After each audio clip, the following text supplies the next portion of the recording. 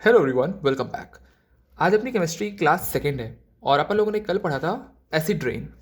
यहाँ तक अपन लोगों ने कंप्लीट कर लिया था। तो आज अपन लोग शुरू करेंगे कहाँ से? इंडिकेटर्स से। इंडिकेटर्स, इसको हिंदी में संकेतक कहा जाता है। इंडिकेटर्स होते क्या है, हमें ये समझना है। Things that change colour with acid and base. कोई भी चीज़ जो एसिड और बेस के साथ अपना रंग बदल ले उन्हें संकेतक कहते हैं। इंडिकेट करें यानी कि जो संकेत दें कि भाई मैं इस चीज़ के मिश्रण के साथ अपना रंग बदल चुकी हूँ या बदल चुका हूँ, उसे हम लोग संकेतक कहते हैं। और संकेतक सबसे बेस्ट एग्जाम्पल क्या है? Litmus paper. सबसे अच्छा एग्जाम्पल है उसका लिटमस पेपर। कैसे? देखिए, अगर मैं एसिड को लिटमस पेपर में डालूं तो ब्लू से रेड हो जाएगा, लेकिन अगर मैं बेस को लिटमस पेपर डालूं तो वो रेड टू ब्लू हो जाएगा। अब आप बोलेंगे कि भाई मैं इसको याद कैसे रखूं? बिकॉज अगर आपके एग्जाम में आ गया कि भाई एसिड अगर लिटमस पेपर के साथ रिएक्ट करेगा तो कौन सा कलर फॉर्म करेगा? बेसिक जो लिटमस पेपर का कलर होता है वो ब्लू भी होता है और रेड भी होता है, लेकिन जब किसी मिश्रण के साथ जब वो रिएक्ट करते हैं तो कौन सा कलर फॉर्म करता है, हमें वो पता करना है। देखिए, कोई भी चीज़, मान लीजिए एसिड है, ठीक है ना, ये एसिड है आपका। क्या है? ये एसिड है। अब एसिड किसी भी चीज़ को जला देता है, यानी कि अगर H2SO4 है वो आपकी चमड़ी पर पड़ गया, ठीक है ना, ये आपका फेस है, मान लीजिए इस फेस से पड़ गया तो आपका फेस कैसा हो जाएगा? रेड रेड हो जाएगा। फेस कैसा हो जाएगा आपका? रेड हो जाएगा। मतलब एसिड कोई भी चीज़ को जलाने के काम में यूज़ होता है। तो जलता है, जब जो फ्लेम निकलती है तो रेड कलर की निकलती है। तो वैसे आप याद रख सकते हैं कि लिटमस पेपर में जब एसिड गिरता है तो वो ब्लू लिटमस पेपर को रेड में कन्वर्ट कर देता है। और वही बात अगर करूँ मैं बेस की, तो इस reversible reaction red litmus paper किस में टर्न हो जाता है? ब्लू पे टर्न हो जाता है। क्या? ब्लू पे। अगर मैं बात करूँ हल्दी की, जैसे हल्दी का ओरिजिन कलर क्या है, वास्तविक कलर क्या है आपका हल्दी का? येलो है। लेकिन अगर मैं उस पर एसिड डालूं तो नो रिएक्शन होगा। मतलब अगर मैं एसिड डालूं हल्दी पे तो वो नो रिएक्शन देगा, लेकिन अगर मैं बेस डाल दूं उसमें तो वो रेड कलर देगा। वो क्या देगा? Red colour. अब आप बोलेंगे कि ये लिटमस पेपर बनता किससे है, तो आपका बनता है ये लाइकन से। लाइकेन, ये एक बहुत अच्छी नेचुरल इंडिकेटर है। जहाँ पे कार्बन डाइऑक्साइड की मात्रा बहुत ज़्यादा होती है वहाँ पे यार लाइकन उगती ही नहीं है। ये लाइकेन, वहाँ पे ये लाइकेन जो है वो उगती ही नहीं है। तो हमें क्या याद रखना है कि लिटमस पेपर ब्लू से रेड कब होता है? रेड, यानी कि डार्क हो गया तो मतलब एसिड का इसमें मिश्रण है। अगर रेड से ब्लू हो गया यानी कि सिंपल है, तो इसमें कि बेस का रिएक्टर है। तो ये होते हैं आपके क्या? इंडिकेटर्स। These are indicators. हमने कल पढ़ा था आपके मैन मेड एसिड और हमने पढ़ा था नेचुरल एसिड। आज हम पढ़ेंगे आर्टिफिशियल। कुछ हम लोग आर्टिफिशियल भी पढ़ेंगे जो कि इंपॉर्टेंट है हमारे एग्जाम पॉइंट ऑफ व्यू से। तो आर्टिफिशियल जैसे कि मानव निर्मित, मैन मेड कृत्रिम, ठीक है। तो मिथाइल ऑरेंज और फिनोप्थिलीन।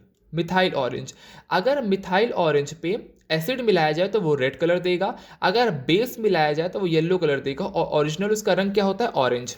मैं लिख देता हूं,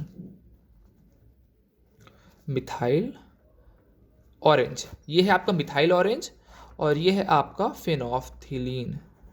PHTHALEIN, ये आपका फिनोफ्थिलीन, ठीक है। ये है आपका मिथाइल ऑरेंज, ये है आपका फिनोफ्थिलीन। अगर मिथाइल ऑरेंज पे एसिड गिरता है तो वो क्या देता है? रेड, ठीक है।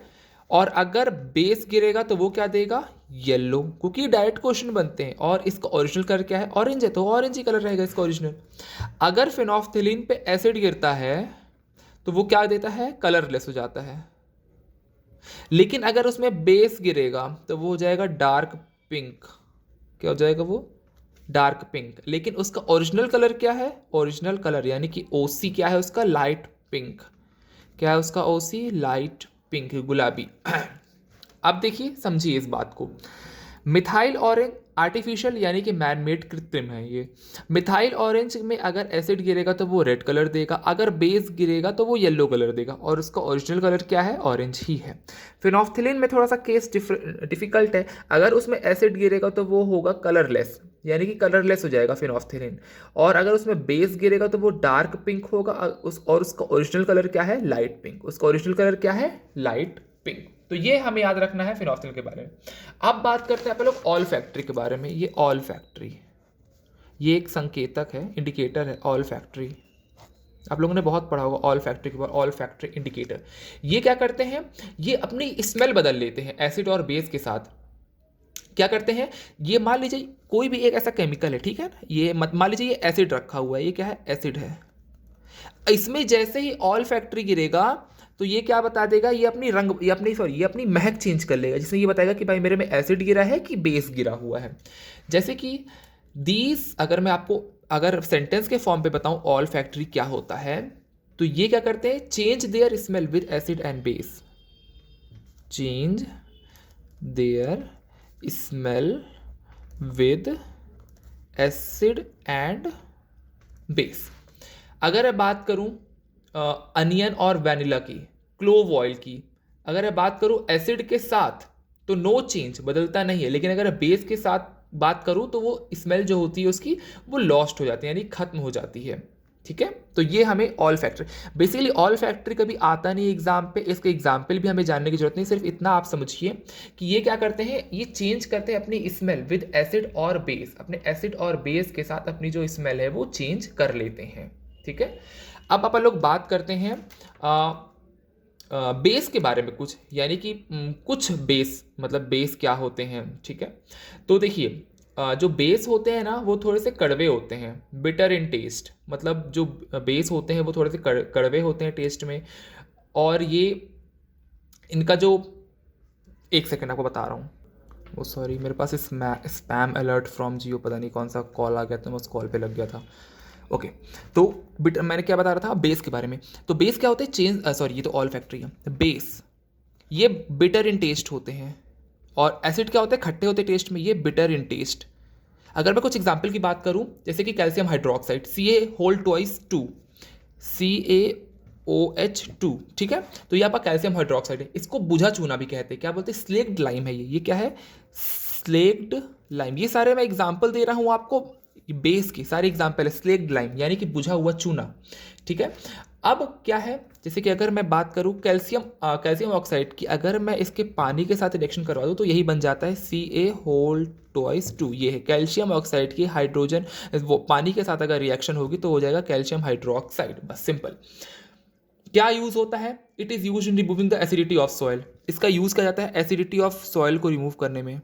भाई मान लीजिए अगर आपके पेट में एसिड बहुत ज़्यादा बन गया है, तो आप इसके ऊपर एसिड डालेंगे तो और बढ़ेगा ना ये, तो हमें क्या करना है, आपके पेट में एसिड बहुत ज़्यादा बन गया तो आप इसमें बेस डाल दो तो ये भी कम हो जाएगा, एसिड भी कम हो जाएगा, मतलब रिवर्स रिएक्शन होना चाहिए।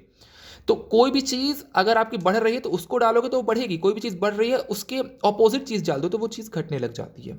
तो it is use in removing the acidity of soil, acidity of soil में एसिडिटी रिमूव करने के लिए सॉइल पे इसका यूज़ किया जाता है। ये ब्लीचिंग पाउडर बनाने में यूज़ किया जाता है, ब्लीचिंग पाउडर फॉर्मूला क्या होता है, CaOCl2, ये फॉर्मूला होता है CaOCl2, क्या होता है फॉर्मूला ब्लीचिंग पाउडर का, CaOCl2। नेक्स्ट अगर मैं बात करूं आपकी मैग्नीशियम हाइड्रोक्साइड की,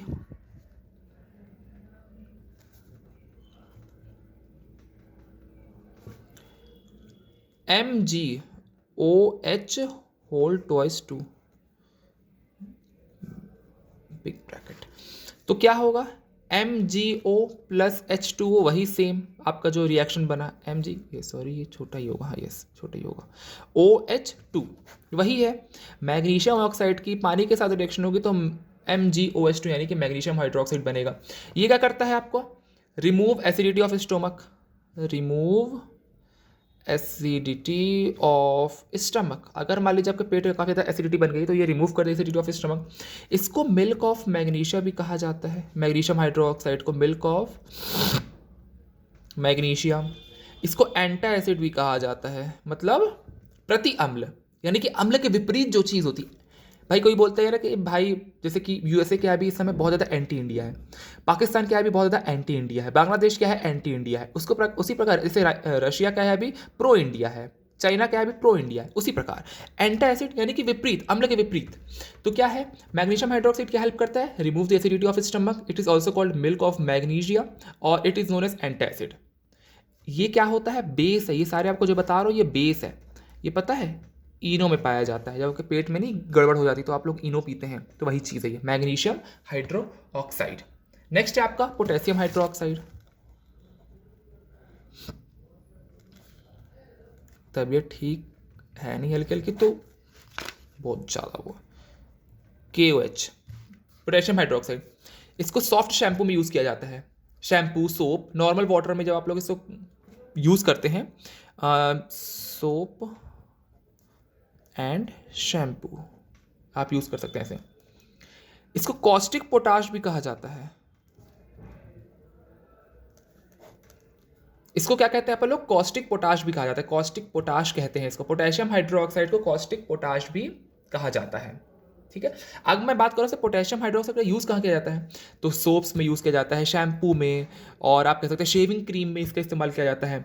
ये भी पीएच जो सॉइल का जो पीएच वैल्यू ना उसको एडजस्ट करता है, ना कम करता है ना ज़्यादा करता है, ये इसको एडजस्ट करता है, यानी कि बराबर मात्रा पे ले आता है। ये पता है डिटेक्ट कर लेता है, अगर आपके मान लीजिए कोई स्किन पे कोई फंगल इन्फेक्शन है तो उसको डिटेक्ट कर लेगा कि आपकी स्किन में फंगल इन्फेक्शन है। और पता है एनिमल के मतलब एनिमल में जो एनिमल हाइड होता है ना, वहाँ के जो हेयर होते हैं उसको भी रिमूव करते हैं, remove hair from animal hide, ठीक है। नेक्स्ट है आपका सोडियम हाइड्रोक्साइड। ये बहुत इंपॉर्टेंट पॉइंट्स मैंने आपको बताए हैं। अगर आप एक पॉइंट भी समझ लेंगे ना तो आप आगे पूरी चीज़ें कनेक्ट कर लेंगे। हम लोग MA BA में क्या करते हैं, हमें कोई बस एक वर्ड आप बता दो, हम उसको आगे 3-4 लाइन में तो बना ही लेंगे, फिर आप एक वर्ड बता दो उसको 3-4 लाइन में कन्वर्ट कर लेंगे। वही प्रकार में आप लोग यहाँ पे लर्न करना है उसी प्रकार से। सोडियम हाइड्रोक्साइड क्या है आप लोग का, it is use in hard soap. जैसे ये सॉफ्ट में यूज़ होता है आपका पोटेशियम हाइड्रोक्साइड, वैसे ही सोडियम हाइड्रोक्साइड किस में यूज़ होता है आपका, हार्ड सोप। हार्ड सोप बोले तो हार्ड वाटर, हार्ड वाटर बोले तो D2O ड्यूटीरियम ऑक्साइड। इसको भी अपन लोग कॉस्टिक पोटाश नहीं, soda, it is called caustic soda. इसको क्या कहा जाता है, कॉस्टिक सोडा। तो ये है आप लोग का sodium hydroxide, sodium hydroxide, potassium hydroxide, magnesium hydroxide, और ये था आप लोग का यहाँ पे कहाँ गया, ऑल्फैक्टरी, और ये था आप लोग का प्रॉपर ये CaOH whole twice slaked lime वाला। तो ये आप लोग का कंप्लीट हो चुका है। अब अपन लोग बात करें किसके बारे में, सॉल्ट के बारे में। एसिड हो गया, बेस हो गया, अब बचा है आप लोग का सॉल्ट। क्या बचा आप लोग का, सॉल्ट। सॉल्ट क्या होता है, ये एसिड और बेस के रिएक्शन से बनता है। आप लोगों ने एक रिएक्शन पढ़ी होगी, acid plus base gives salt plus water, acid plus base gives salt plus water. ये आप लोगों ने बहुत पहले पढ़ा होगा। तो क्या बोलेंगे अपन लोग इसको, salt is prepared by the reaction of acid and base, और इसी को अपन लोग उदासीनीकरण की प्रक्रिया कहते हैं। क्या, न्यूट्रलाइजेशन रिएक्शन। अब याद आई बात आपको कुछ, acid plus base gives salt and water, it is also called neutralization reaction, और उदासीनी अभिक्रिया कहा जाता है इसको। क्या कहा जाता है, उदासीनीकरण अभिक्रिया, ठीक है। अब ये कौन सा सॉल्ट देता है, टेबल सॉल्ट। कौन देता है, टेबल सॉल्ट, यानी कि साधारण नमक, यानी कि जो हम इस्तेमाल करते हैं सोडियम क्लोराइड NaCl। ये सॉल्ट कौन सा है, NaCl, सोडियम क्लोराइड। वही टेबल सॉल्ट जो हम लोग अपने रोजमर्रा की जिंदगी पे इस्तेमाल करते हैं, ये वो वाला नमक है, ठीक है। अब बात करते हैं सॉल्ट के कुछ प्रकार की, क्योंकि एसिड का प्रकार है, बेस का प्रकार है, तो भाई सॉल्ट का भी प्रकार होगा। तो पहला आ जाएगा आप लोग का एसिडिक सॉल्ट। क्या आ जाएगा आप लोग का, एसिडिक सॉल्ट। अगर मैं बात करूं strong acid plus weak base की, अगर मैं इन दोनों का रिएक्शन करवाऊं, स्ट्रॉन्ग एसिड और वीक बेस का, यानी कि प्रबल अम्ल और दुर्बल क्षार का अगर मैं रिएक्शन करवाऊं, तो क्या मिलेगा, NH4Cl, यानी कि अमोनियम क्लोराइड, इसको हिंदी में नौसादर कहा जाता है। सोडियम बाइकार्बोनेट, यानी खाने वाला सोडा हमें मिलेगा।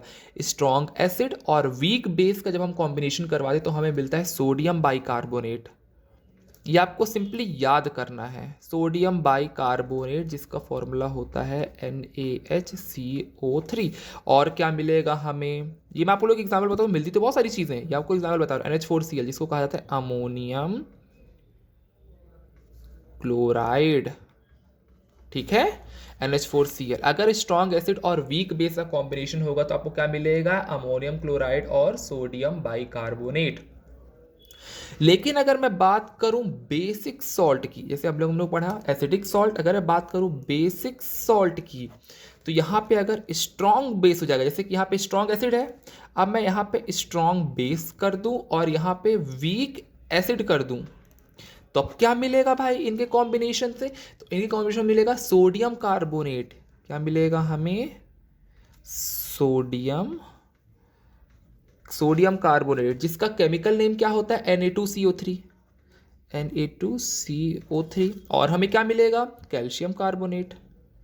अब देखिए बहुत से लोग क्या होंगे जो वीडियो को अगर देख भी रहे होंगे तो छोड़ के चले गए होंगे, ये सॉरी CaCO3, कैल्शियम कार्बोनेट। क्यों? क्योंकि उन्हें समझ नहीं आया होगा, बिकॉज उनको थोड़ा सा लग गया होगा अरे यार अब चीज़ें याद करने वाली आ गई, और अब चीज़ें याद करने वाली आ गई तो लोग छोड़ छोड़ के चले जाएंगे। और यहीं पे हमारा स्ट्रॉन्ग पॉइंट अगर हमने कैरी कर लिया कि यार छोटी सी चीज़ है कैसे याद करेंगे, एसिडिक सॉल्ट है, एसिडिक सॉल्ट में भाई एसिडिक है तो यहाँ पे एसिड को स्ट्रॉन्ग कर दो, बेसिक सॉल्ट है यहाँ पे बेस को स्ट्रॉन्ग कर दो। कनेक्शन हमें बनाना आना चाहिए।